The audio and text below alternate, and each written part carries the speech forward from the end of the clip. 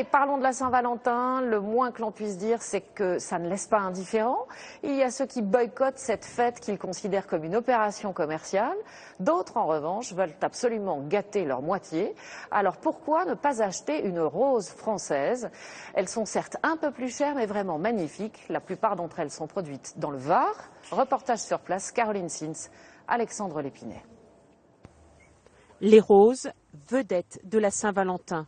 Rouge de préférence pour témoigner de ses sentiments.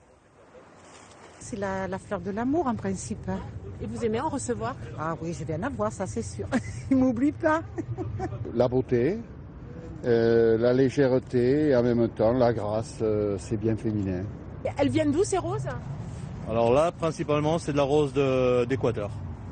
Chez ce fleuriste de Toulon, comme dans tous les commerces, 95% des roses viennent de l'étranger.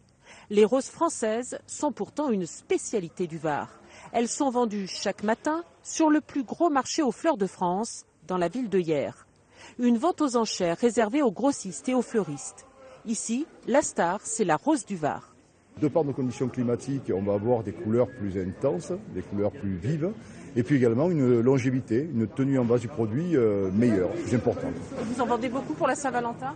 Alors pour la Saint-Valentin, on vend environ 200 000 tiges sur la semaine.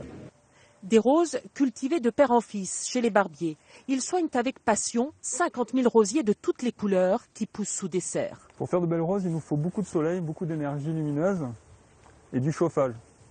Cette année, à cause de la pluie, les roses sont en retard.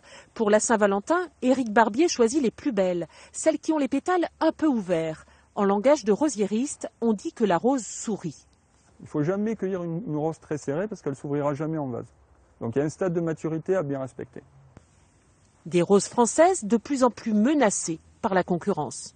La concurrence, elle vient de l'étranger, en fait, des pays d'Afrique australe comme le Kenya, l'Éthiopie ou alors d'Amérique du Sud, d'Équateur.